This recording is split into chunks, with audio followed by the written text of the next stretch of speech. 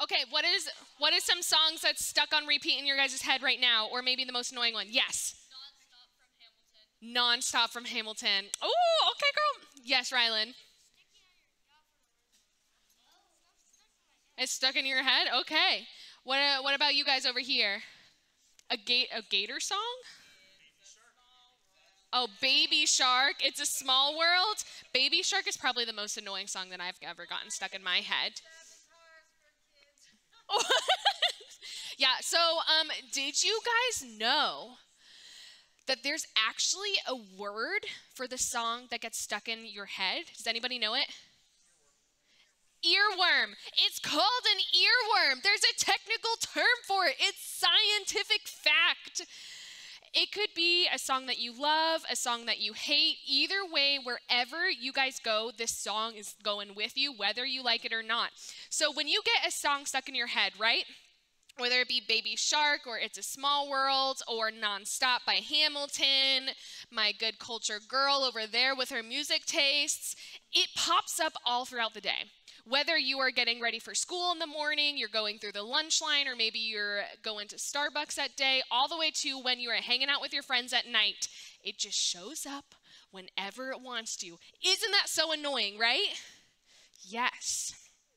So, we're not just talking about the songs that get stuck in your head tonight. I mean, we could go all along and I could sing you the entirety of Baby Shark, and maybe we can all have an earworm of Baby Shark in our heads. I promise I won't do that, guys.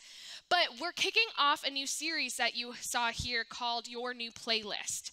And so it's where we're talking about the things that get stuck in our minds just like an earworm does. So instead of songs, we're talking about the thoughts that we think, the words that we tell ourselves, the things we believe to be true about who we are every day, right? So it's our own mental playlist that we play on repeat in our own heads. And I don't know about you guys, but sometimes I wish my own mental playlist was a little bit different, right? So when I was in high school, I was a part of a couple of small leadership positions in marching band. So I did marching band. It was super fun in high school, and I was part of a couple of leadership positions. And let's just say that I was just a little bit too strong-willed when it came to my leadership positions, and maybe didn't use my leadership role to the best of its capabilities. I was really bossy, guys. Some of you know this. I use it as a sermon illustration sometimes. I was a really bossy person when I was in high school. And it came to the point where I was in my junior year, and my band director had to pull me aside one day after a practice, and he basically told me that I had a very serious conversation with me about how if I didn't change the way that I used my leadership, if I didn't change how my leadership was, then I wasn't going to be able to be part of any upper leadership that next year. And I really wanted to be the drum major, which is the one that conducts and all of that stuff. And so he gave me some very, very hard truths that day. They were really hard to hear. It was one of those things to where like you never want somebody to tell you that you're doing something wrong, or that like you're messing up, right? And that you're hurting people. And so for a long time, his words played on my mental playlist on repeat. And it was literally worse than having actual Baby Shark stuck in my head. And I just wish that there was the ability to like have some type of noise canceling headphones that you put on and it just drowns out all of those thoughts in your head. But there's not, right? And it's a thing to where 1 minute I would be fine, and then the next minute I'd be thinking, who turned up the volume on all of these negative thoughts in my head? And what about you guys? Does it ever feel like your thoughts are crashing a party that they weren't invited to? Right? That there's thoughts popping up in your head and you're like, excuse me, I don't like that thought. I didn't ask you to think that thought in my head. Maybe for you, it's your guys are starting a new semester tomorrow, or maybe in another week, and it has more tests and projects, and it has your anxiety up to 11 out of 10. And all you can think about is how stressed you are, or how stressed that makes you feel. Maybe trying to audition for a role in a play, or audition for a part in band, or even trying out for a new team makes you so overwhelmed and so nervous that you almost talk yourself out of going. Or maybe for you, it's with your friends. You keep thinking about that fight that you had with your friend the other day, and it just happens over and over in your head until it becomes the only thing that you guys can think about. So you're trying to do homework. You're trying to eat dinner with your family. You're trying to get ready for school, trying to hang out with your friends. The worst one is trying to sleep. And it doesn't happen because the thoughts keep on running and running and running, right? But no matter what, you can't shut off that playlist of negative thoughts running through your mind on repeat. Maybe it's, I'm going to fail this test. I'm never going to pass this class. I'm not good enough to make that team, or I'm not good enough to have that role. My friend and I will never be the same after this drama. I might even lose them. Those are the types of thoughts. And some people call this overthinking. Everybody say overthinking. Yes, isn't it the worst? It's what happens when what we think gets in the way of almost literally everything else, right? And no matter how hard you try to distract yourself or think about something else or turn down the volume on the negative thoughts, unhelpful thoughts, the playlist just keeps on repeating in your head, and it's like it got stuck and you can't make it stop, right? And often people say things like this. They say, just stop overthinking, or it's all in your head, it's no big deal, or maybe, okay, but it's not a big deal and you don't have to do that, and blah, blah, blah, blah. And maybe you think that that's the things that I'm going to say to you tonight as we're talking about this. And don't worry, I'm not. But that's oftentimes what we hear, right? Because, guys, I know that choosing wisdom when it comes to our mindset and changing the thoughts in our head isn't easy, right? If it was easy, we'd all do it and we wouldn't be sitting here talking about it. But it doesn't mean that this is impossible. I believe that there's a way to turn down the volume on those negative thoughts, and it's what we're going to actually be focusing on tonight and throughout this series of Your New Playlist. And so we're going to be diving into scripture in just a second, but because it's a new year, I thought we can refresh our brains with some basics of the Bible. You guys ready for this real quick? We're going to do like a 20-second recap. Okay, who can tell me the two main sections of the Bible? Yes, New Testament and Old Testament. So there's the Old Testament, which is the books of the Bible at the beginning of the Bible. When you open up your book, it's all of the books at the beginning that of all of the things recorded that happened before Jesus was born. The New Testament is all of the stuff in the later half of the Bible, to where it's when Jesus was born and all throughout his life and after his death and the start of the early church. So like Jesus and afterwards a little bit, right? So whether it's Old Testament or New Testament, I feel like they both kind of point towards Jesus and point towards what came here to do and what Jesus came here to teach. Just so you guys know, if sometimes we look to the Old Testament, doesn't mean it's old and boring. It's still relevant. Okay, so we got that underway. Does anybody know what the first 4 books of the New Testament is called? The Gospels. Were you going to say that, Maddie? Okay, cool. Yeah, thank you. So the first 4 books of the Bible are called the Gospels. So this is basically all of Jesus' life from his birth to his death, okay? So the first book of the New Testament, or the first gospel, is called the book of Matthew. And so that's where we're actually going to be in tonight, which is what we're seeing here. So Matthew records this one time that Jesus taught on the side of a mountain, and it's a very famous sermon, and they just call it the Sermon on the Mount because he was teaching on the side of a mountain. And so he covers a lot of topics, and in one particular section in this big old long sermon, he says this, which is what we're going to be looking at tonight. So it says, "Don't worry about tomorrow, for tomorrow will bring its own worries. Today's trouble is enough for today." So don't worry about tomorrow, for tomorrow brings its own worries. And so the people during this time that Jesus was talking to, that were on the side of the mountain, had a lot that they could be worried about. But what Jesus was saying was, when this playlist in your head is filled with a ton of stress and a ton of worry, you don't have to leave it on repeat. You have the ability to stop it. Instead of worrying about yesterday or even worrying and focusing on tomorrow, Jesus reminded us that we could stay focused just on today, just on where we are at. And so when the playlist in your head is filled with a ton of stress and a ton of worry, you don't have to keep on listening to that stress and that worry in your head. You can turn down the volume on overthinking and worrying about what might happen or maybe what might not happen. You can literally stop the playlist of anxious thoughts. You could choose to turn up the volume on something more positive or something different. What I'm trying to get at here, guys, is that each and every single one of you have the ability to create your own playlist in your mind. And it starts on focusing on what Jesus says is true. Now, let me say this. That is very much easier said than done, right?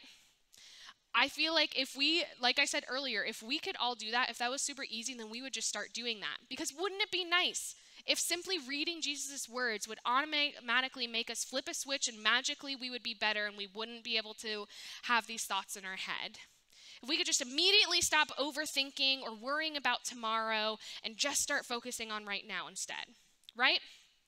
The reality of this is that this type of thing is going to take practice. I'm not promising you guys a quick fix of how to be able to start changing our playlists or our mindsets in our head, but changing your playlist in your head is possible. It's just not going to happen overnight. And so it's also not going to happen without some help, which is why I think Jesus said something else to be able to help us here. And so he gave us a way to be able to turn down that volume on all of those negative and anxious thoughts. And so this is the next scripture we're going to be reading here. So this is Jesus talking, and he says, "Come to me, all who are weary and burdened, and I will give you rest. Take my yoke upon you and learn from me, for I am gentle and humble in heart. And you will find rest for your souls, for my yoke is easy and my burden is light." So guys, he is not talking about an egg yolk here. Can we put up a picture of what this yoke actually looks like? The next slide here. So this is what a yoke looks like. Back in this time when Jesus was talking to these people, they would know exactly what he was talking about, because a yoke was a wooden frame that would fit over multiple animals, over the shoulders of multiple animals. So what it would actually do is it would help connect them to one another so that they could do the work together. They could rely on another and walk side by side, so the burden of what was happening wouldn't be as hard, right? So the work that they were doing wouldn't be as hard. And so in the same way that an animal shares a heavy load with another animal with the help of a yoke, Jesus is saying, hey, I know that life is hard, and I know that there's going to be times when we have hard thoughts and we have things that get stuck in our mind, but give me the weight of those unhelpful thoughts. Let me carry the heavy load of your anxious thoughts. Let me take that worry with you and walk with you with that. And that's how we can start changing the unhelpful playlists in our minds, by asking Jesus to carry it with us. Guys, we could focus on what Jesus says is true no matter how we feel. We can remember that Jesus will be with us no matter what. And so my question is what are you overthinking right now? What is the thing that's on repeat in your mind? So this is what we're actually going to do tonight. We are going to do an exercise together to be able to help each other start changing our playlists. So you guys got a piece of paper and a pen, which I saw a lot of you starting to draw on, which I totally would too. So what I want you guys to do in just a second, we are going to take some time to write down some things that are stressing you out right now. So what are you overthinking? What are some thoughts that are weighing your mind down? You could even write it in code if you're worried about what the next person is going to see. You don't want the next person, you could write it in code. So we're going to take some time to reflect on that. Let's hit the next slide because we have some music going underneath all of this. All right, you could keep on writing down those things, but just because we're running a little bit down on time, I want you guys to kind of reflect on what you're writing down right now. I think all of us want to be able to turn the volume down on those negative thoughts, right? So to start, we're going to ask ourselves 3 questions. We're going to ask ourselves, is this thought true? Is this thought helpful? And is this thought kind? So is what you're writing down true, helpful, or kind? And if your answer to any of this is no, then guys, that is your sign. It's your time to turn down the volume on those thoughts and to turn the volume up on something different. This is something that you guys can take with you and be able to have it as like a test to see where you're at in your head. Are the thoughts that you're thinking currently or in the future when you're having a hard time, is it true? Is it helpful? Is it kind to yourself and to others? And then we start changing that. We start changing this playlist. So this is how it happens. We replace that playlist with a better one. So you could replace those old thoughts on that old playlist with new ones that tell you the truth. So you could start reminding yourself about what's true about you. Things like, I am loved. Jesus cares about me. Jesus is always with me, and I am never alone. And so in a book of the Bible called Psalms, which is a collection of songs and poems that people wrote to and about God, we're going to take a look at this one psalm where the writer is sharing about replacing negative thoughts with truth. And it says this up here in this next scripture. When doubts filled my mind, your comfort gave me renewed hope and cheer. So when doubts filled my mind, your comfort gave me renewed hope and cheer. So this author is talking to God about God. So when doubt, worry, anxiety, or any kind of overthinking fills our minds, we could turn to the truth of God, who God is, for help. We can replace doubt with hope. We could replace worry with cheer. We could replace anxiety with peace. And so the next thing I'm going to have you guys do is you're actually going to start by doing this. So those things that you've written down on your paper, I want you to write this scripture all over it. I want you to cover your page with it, so that is the biggest, boldest thing that you can see. So you are literally writing over your negative thoughts with something new and better, and we're turning down the volume on those negative thoughts and turning up the volume on something that's true, which is this scripture. So write down, when doubts filled my mind, your comfort gave me renewed hope and cheer, in big bold letters all on top of it. It doesn't matter if it's messy, I want you to cover it up.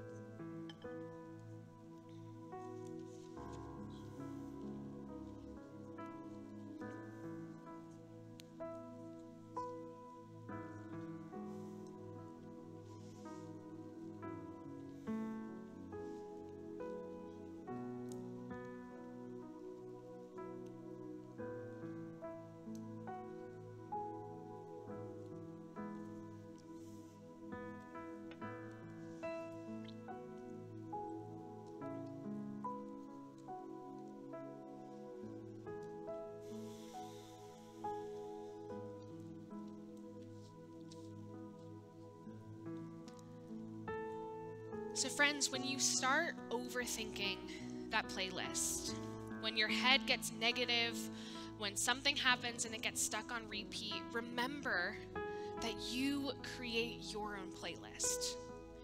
You have the ability to change what happens in your head. Let's keep that scripture up there. Thank you for putting that up there. It is a good reminder you create your playlist, but I know some people aren't done, so let's put the scripture back on the previous slide. Thank you. So you guys can keep on writing if you need to. In just a second, you're going to get a tiny bit of time with your small group. This is run a little bit long, so I apologize that you don't get as much time as I would like for you. But if you feel comfortable, your small groups is there to be able to talk to you about those things that you wrote down with your unhelpful or old playlist, and then encourage each other to be able to start creating a new playlist. Maybe create a new playlist together of some positive songs that you could listen to when it gets to be too much. So before we head into small groups, I want to pray with you guys as we start creating new playlists for ourselves this day and this week.